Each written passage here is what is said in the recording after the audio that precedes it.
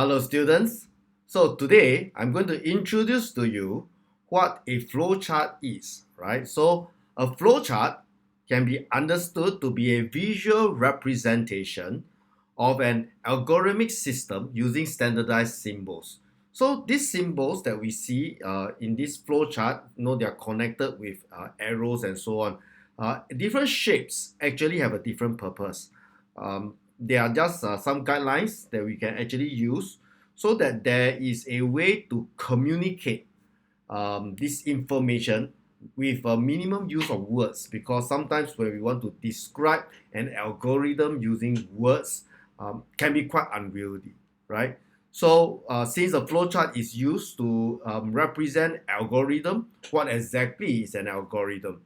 So an algorithm is a step-by-step procedure, right? Or step-by-step instructions, a set of rules designed to solve a specific problem, right? Or a particular task. So there's an objective. You cannot just have a flow chart that arrows out to everywhere, flows to all kinds of direction without a very specific objective, right? So it doesn't make sense to have one that way. So it defeats the purpose of having a flow chart, which is really to communicate an algorithm. An algorithm is meant to solve a problem, right? So when we say step by step, what kind of steps are we talking about? Well, each step in a flowchart describe what should happen at that step, right? So the process, what input is needed and what the output of the step. That means uh, there's no shapes or symbols that sits on its own, right? Every symbol that we use in the flowchart have arrows pointing into them, which represents the input, and an arrow leaving it, right, which represents the output. So there's a lot of data flowing through the entire system. Okay, so that's the how what flowchart really is. Now, to understand the symbols, there are actually a lot of symbols, 20 over of them, and sometimes new ones are created, right, by systems designers and so on, for more complicated tasks. However, as a beginner, right, which we are, we don't really need to know too many. There's some basic ones that we can use, and it is sufficient for our problems to try to look at some of the algorithm and the processes that affect us and see if we can put them in a flowchart form so that we can communicate the idea with one another. So the basic ones are here on the screen. You can see the first one is called the terminal. It's very straightforward. It's an oval shape which represents the start and the stop of a flowchart, because since a flowchart is a process or a problem solving algorithm, it's not supposed to last forever, right? There's a starting point, we solve the problem, and then we end the entire flow. So that is the terminal.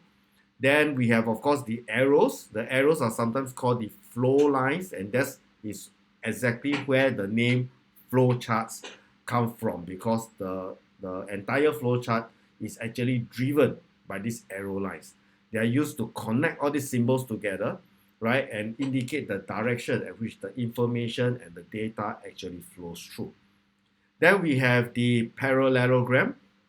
The parallelogram is the what we call the input or output, right? It is where we actually receive information or data from external source, right? So the flow chart is a self-contained system. But when we need additional information from an external source outside the system, that will be the input. And when we solve the problem, sometimes we want to actually return the data that we calculated and processed back out to another entity outside the system, and that's the output. So we use a parallelogram for that purpose. And of course, the standard rectangle is where the main processes actually takes place, right? So all the steps of the flow chart is actually written down in rectangle blocks like this. Now, of course, if it's just rectangle after rectangle, it's just one step after another, it's very straightforward. However, for more complicated processes, there will be times where a decision needs to be made. And when a decision needs to be made, we usually use a diamond shape, as you can see, right? So a diamond shape like this. It is used to check a condition, right? So we check the condition, is it true or false? Is the answer yes or no? So inside the diamond, unlike the process and the input, output, so on, what we write inside here is usually a question, and we end it with a question mark inside there. So to be very clear, right? So that we have that. And then another one that will not be demonstrated today is called the connector. Sometimes flowchart for very complicated procedures can get really huge. And to join, sometimes we need to draw separate flowcharts, and then we join them together using connectors like this. For those of you who are into coding, you can think of them as subroutines. So sometimes you have your main programs, and then you actually call out to a function, whether is it a user-defined function or otherwise. And this function can be written as its own flowchart, and the main function actually points to this connector, and then you just continue on the subroutine or the external function, right? So that is what connectors does. Just like huge codes, you need to break it out into functions. Huge flowchart, okay, we actually break it out and then we link them using connectors with a circle, right? And then you can, the other one not demonstrated today is that we can actually annotate, right? So sometimes just the symbols and the very concise words that we write inside the symbols may not be sufficient in explaining what we are trying to do here, because there may be processes that can be quite complicated. But as beginners, we are not going to have very complicated flow chart yet, right? So don't need to worry about that. But I just thought I use the opportunity to introduce them to you, because if you were to search for flow charts that's available, in the cyber world, you want to do some research and find out more about flow charts, you will come across these symbols, and it will be nice that you have already known them, right? So generally, there are a few types of flowchart. These are not exhaustive. I just actually thought I use this opportunity to introduce 4 very common types. There are more, but we are not going there today, right? So the 4 that I'd like to introduce to you today is the workflow diagram, right? Flowcharts are actually diagrams, right? So workflow diagrams, data diagrams, process flow diagrams, as well as the swim lane flow diagram. So among them, I think we sort of can guess what they mean, right? So a workflow, you may have heard this, is where we want to do some work. Now we want to know the flow. Data flow will focus on the data. Process flow will focus on the process. The swim lane is interesting, right? So let me show you that shortly. So let's talk about the workflow diagram, right? So workflow diagram shows the flow of tasks within the process, emphasizing the order of execution. So a workflow basically tells us, okay, now we should do this step first, followed by this step, followed by this step. So in many algorithms where we have a step by step and we follow them, they are usually the workflow, right? They tell us what to do next. Okay, so here's an example of a simple workflow diagram, right? So for example, we want to make a cup of tea, right? So we start, turn on the kettle, wait for the water to boil. You need boiling water to make a good cup of tea, right? So we wait, and then while waiting, we keep asking ourselves, no, is water boiled? Yes, no. Water boiled? Yes, no, right? If it's not, we wait. Be patient, right? If the water is not boiling and you make the cup of tea, it will be an inferior cup of tea, right? So but finally it boils, right? So if it boils, we pour the water on the tea bag into a cup. So that's the process. And then you are not going to drink it straight away. It's too hot, right? Ideally, you will not want to add your sugar and your milk too early as well. So we wait for a little while. Okay, the boiling water will bring out the flavor of the tea leaves. But you wait a little while, and then after that, when the aroma of the tea leaves comes out, you add your milk and sugar to your personal preference, and then we stop the whole process. We have a wonderful cup of tea, right? So that's a workflow. How does it look like in a mathematical context? So here's an example. So you have learned about factorization, quadratic factorization, and sometimes we want to choose which technique of factorization we want to work on. So over there, you can see we start. The first thing is let's get the algebraic expression that we are trying to factorize. And the first question that we usually should ask is whether there's a common factor for all the terms, right? Identify whether there's common factor. And if yes, we extract the common factor, right? Extract common factor. Sometimes we say take out the common factor, put it outside the bracket. You know what I mean, right? So you do that. Then once you do that, then you ask the question again: can the expression be further factorized? If it cannot be further factorized, well, all the way, okay, to the other end. Can any of the factors be further factorized? So we ask ourselves one more time, right? Why we do that? Because it's okay to ask twice to double confirm, but because of the other cases, you find that this one flows better. Again, no, sure. Then we output the factorized expression, final form, the end. However, if we ask after extracting common factor, if there is um, um, it is possible to be further factorized. For example, you take out common factor and then inside the bracket portion can be further factorized. We ask the next question, right? So the next question is it a quadratic? So if it's a quadratic, well, we ask the next question again, right? Is it in the form of a special identity? So if it's in the form of a special identity, well, just make use of the special identity, factorize. Well, if it's not, then we ask ourselves, can it be factorized by grouping? Well, if can, factorize by grouping. If cannot factorize by grouping, we try to factorize using cross method. Of course, no, sometimes we learn that sometimes even for special identity, you can straight away use cross method, but it's less efficient. Sometimes we know that it's a special identity, we do it quite fast. Usually, factorization by grouping and factorization using cross method are quite mutually exclusive. There are exceptions. There are exceptions. So we also just ask the question, right? So once we got the answer, we factorize accordingly and then return back. Can any of the factors be further factorized? If no, output. If if if right, you after you factorize inside one of the bracket, each of the bracket is actually called the factor of the entire expression. Can still be further factorized. We'll repeat the process again. So that we have one workflow, right? So workflow will indicate keep asking questions and then decide from those questions what is the next action to take. So that's a workflow. Well, the next one, we'll talk about the data flow. Now, data flow is they are quite similar. Sometimes there's a lot of overlap between all these different types of flowchart. The names actually just give us an indication of what the focus is. So when we call it a data flow diagram, the focus naturally is on the movement of the data, right? So we know that data is being passed from one process to the next process. The information actually goes over. Whereas in the earlier example, the data doesn't really transmit, it's just change form, deciding what's the action to take. Whereas this one, data actually flows. So the highlight is making sure that we have our input, process, and output correct.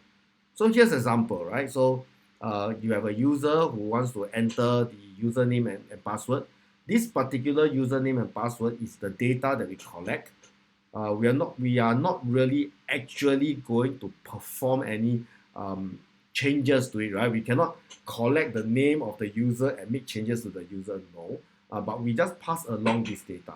So we pass along to the next process, which is to verify, right?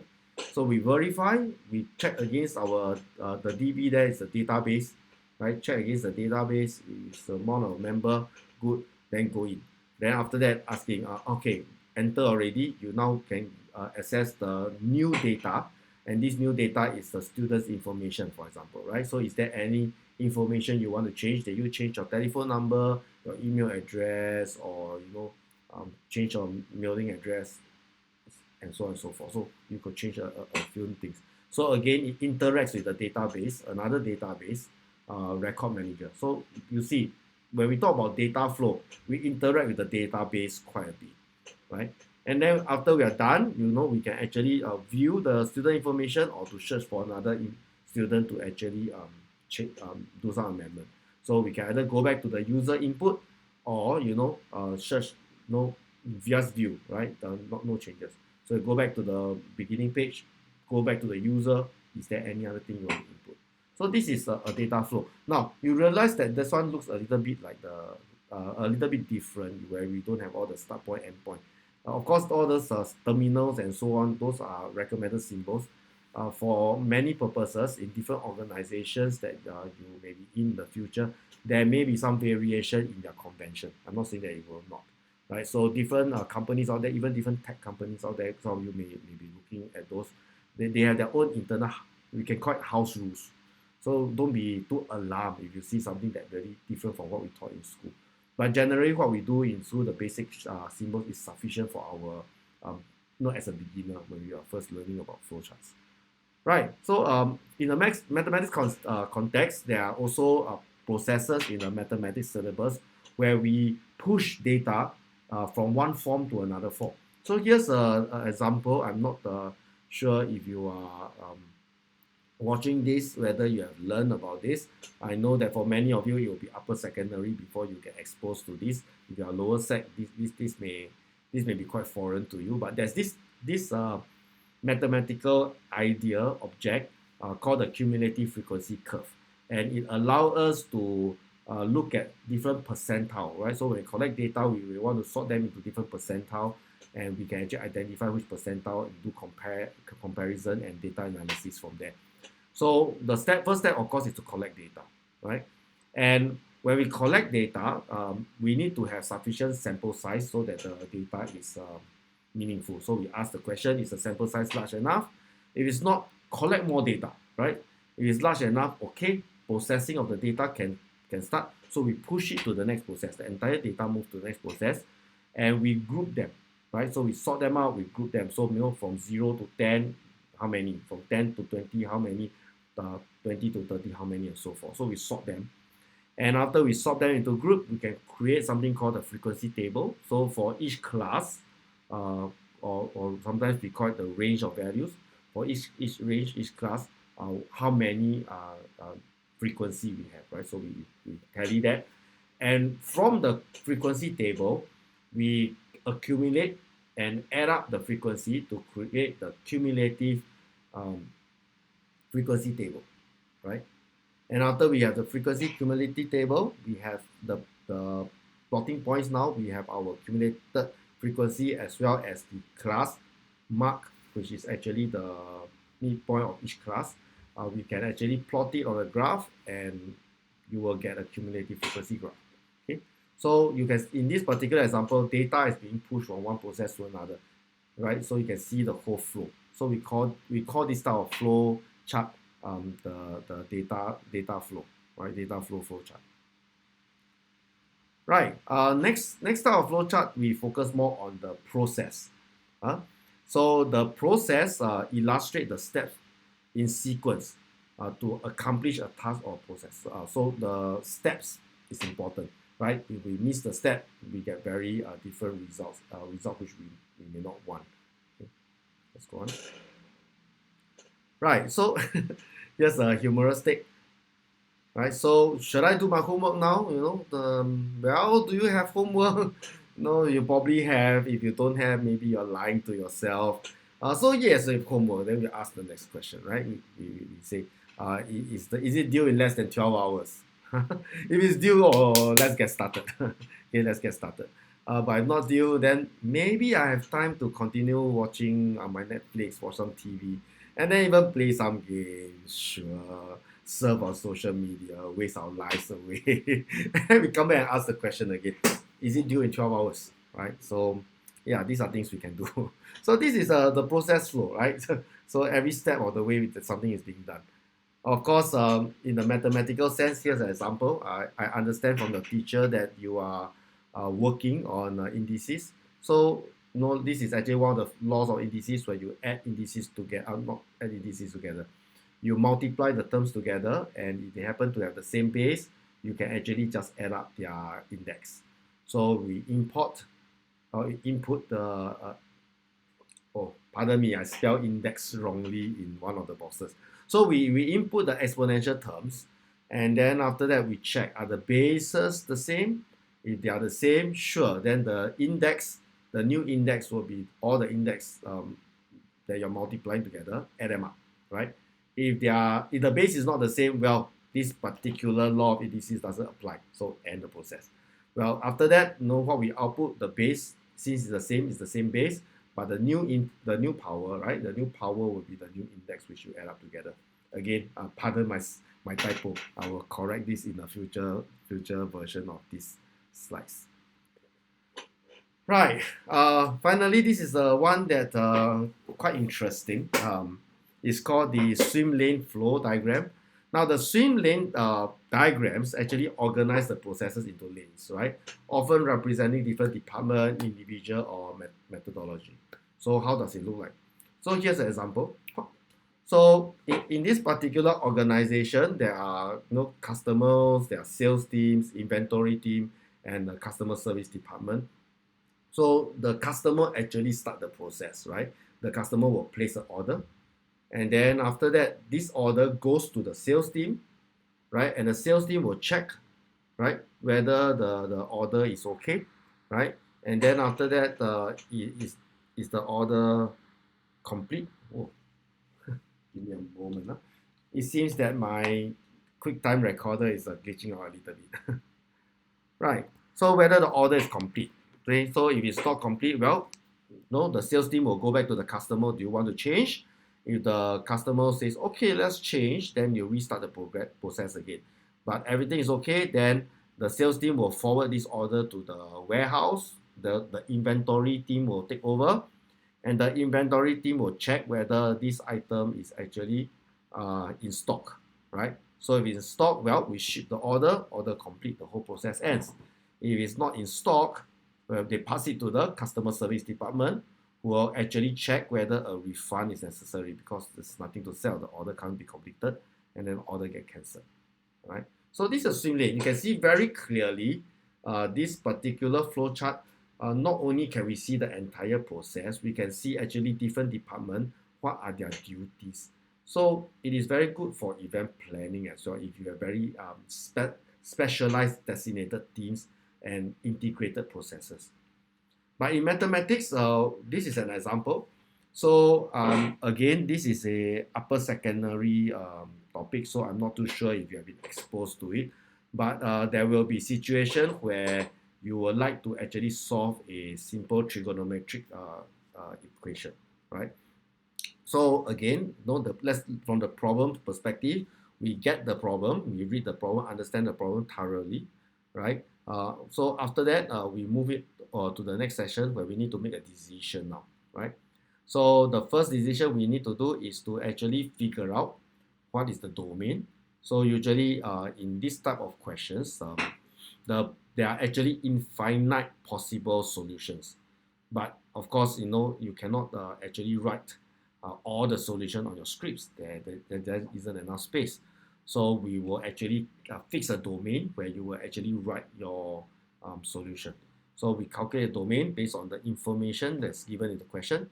Then we ask, is it sine, is it tangent, or is it cosine, right? So for sine, we move on to the next section where we actually need to do a simple sketch of the 4 quadrants in order to help us to actually figure out how to get the solution we want. So if it's sine, we mark out quadrant 1 and 2. If it is tangent, we mark out quadrant 1 and 3. If it's cosine, we mark out quadrant 1 and 4. If you have no idea why, don't worry, check in with your math teacher, or if you're patient, wait till your math teacher actually work on this particular chapter with you. So after that, the next process, okay, is some calculator work that's necessary, and we need to obtain something called the basic angle. Some textbook will call it the reference angle. So with the quadrants marked out and the basic angle calculated, with these 2 pieces of information, we can actually obtain a list of solutions. So these solutions, again, is infinite many solutions. However, we only want the solutions within the domain that we actually set up earlier. So we go back to the domain decision section. Within this domain, I want, and then we end the process. Okay. So swim lane, you see, very clean, very clear. If you have this, in your notes, you will know. Next time when I handle this type of question, I just go through all this flowchart. You should not go wrong. All right. Right. So with this, I hope you have a better understanding of how flowcharts work. So there are certain reasons why we actually encourage students to actually know more about flowchart.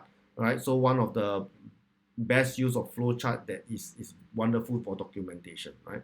So it helps us to consolidate our learning if we can actually, for many of our processes, our algorithm, we can make it into a flowchart. It give us a lot of clarity, right? It shows the schema for problem solving because remember, algorithm is a step-by-step instructions to solve problems. So a flowchart allows us to solve problems in a very systematic way, and it promotes meta connection, right? This is what I mean by clarity. It gives you a lot of clarity. You understand the whole process. You understand what you should be thinking about when you try to actually answer this type of questions. Okay. So with this, wish you the best and hope you become a better flowcharter. Right. Have a nice day.